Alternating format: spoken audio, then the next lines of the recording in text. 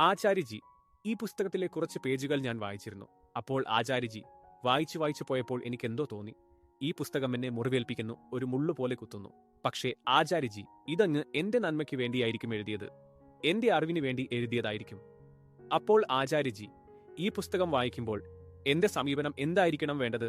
ഞാനിതെങ്ങനെ വായിക്കണം? കാരണം ഏത് ലക്ഷ്യത്തിനു വേണ്ടിയാണോ അങ്ങ് എനിക്ക് വേണ്ടിയാണ് ഇത് എഴുതിയത്, ആ പുസ്തകത്തിൽ നിന്ന് ഞാൻ പരമാവധി പഠിക്കാൻ വേണ്ടി, അതോ അങ്ങ് ആഗ്രഹിക്കുന്നത്? സത്യം തിരിച്ചറിഞ്ഞുകൊണ്ട് വായിക്കണം, അത്രയുള്ളൂ. പിന്നെന്താണ്? ഓരോ വരിയും പറയുന്ന കാര്യം അത് നിനക്ക് സത്യമാണോ അല്ലയോ എന്ന് ചോദിച്ചുകൊണ്ട് വായിക്കുക, വേറെ ഒന്നുമില്ല. അതിനെ ഒരു മന്ത്രമായോ സൂത്രവാക്യമായോ സ്വീകരിക്കരുത്. ശരിയാണോ? അതിനെ ഒരു ചോദ്യം പോലെ എടുക്കണം. എഴുതിയിരിക്കുന്ന ഈ കാര്യം എനിക്ക് സത്യമാണോ? സത്യമാണെങ്കിൽ പ്രയോജനമുണ്ടാകും, സത്യമല്ലെങ്കിൽ എങ്കിൽ അടുത്ത കാര്യത്തിലേക്ക് പോവുക.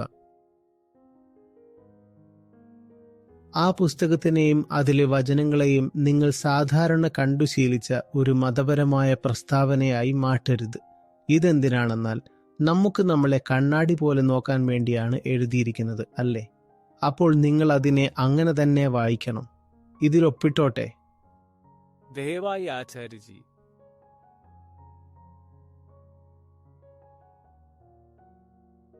ആചാര്യജി, ഒരു കാര്യം കൂടി. ആചാര്യജി, ഞാൻ സയൻസ് ആൻഡ് ടെക്നോളജി മേഖലയിലാണ്, ഒപ്പം അങ്ങയുടെ സാന്നിധ്യത്തിലുമുണ്ട്. അപ്പോൾ ആചാര്യജി, എന്റെ ജീവിതത്തിന്റെ അവസാനം അങ്ങ് എന്നെ എങ്ങനെ കാണാനാണ് ആഗ്രഹിക്കുന്നത്? എന്റെ ജീവിതത്തിന്റെയോ അതോ നിന്റെയോ?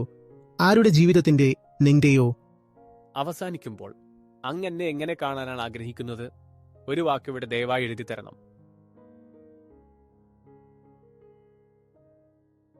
നന്ദി ആചാര്യജി.